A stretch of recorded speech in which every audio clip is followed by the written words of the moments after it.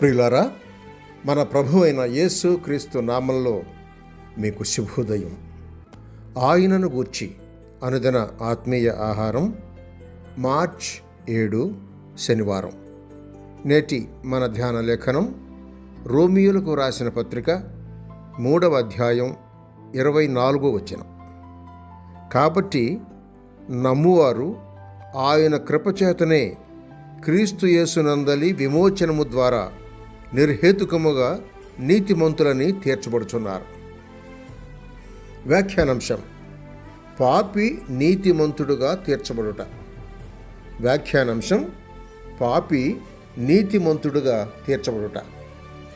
వ్యాఖ్యానం: మనలో హేతువు లేదు కనుక క్రీస్తు ద్వారా నిర్హేతుకమైన రక్షణ ప్రకటింపబడుచున్నదని తెలుసుకోండి. మీలో మీరు చూసుకొని నాలో హేతువు కొంచెమైనను లేదా అని విచారించొద్దండి. అది మీలో లేదు. మీలో నైజంగా రోమాపత్రిక 7వ అధ్యాయం 18వ వచనం చెబుతున్నట్లు మంచిదేది నివసించటం లేదు. ఇది వాస్తవం.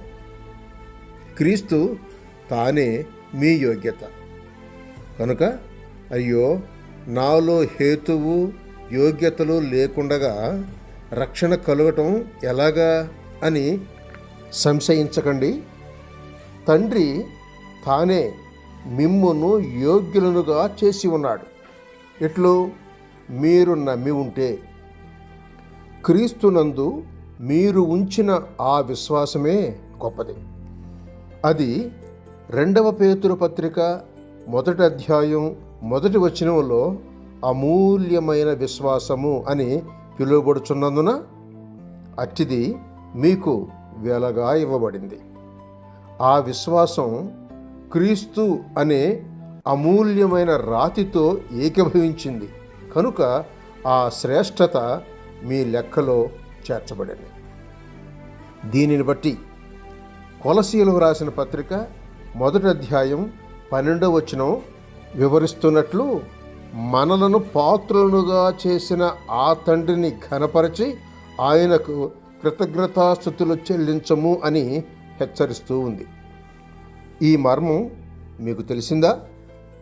నిర్హేతుకమైన రక్షణ ఇది. కనుక నాకు యోగ్యత లేదు కాబట్టి రక్షణ నాకెట్లు అని గోజాడకండి. తిరిగి అంటున్నాను, మీ యోగ్యత క్రీస్తే. ఆయనే దేవుని వలన మీకు విమోచనము, నీతియు, జ్ఞానము, పరిశుద్ధత ఆయను.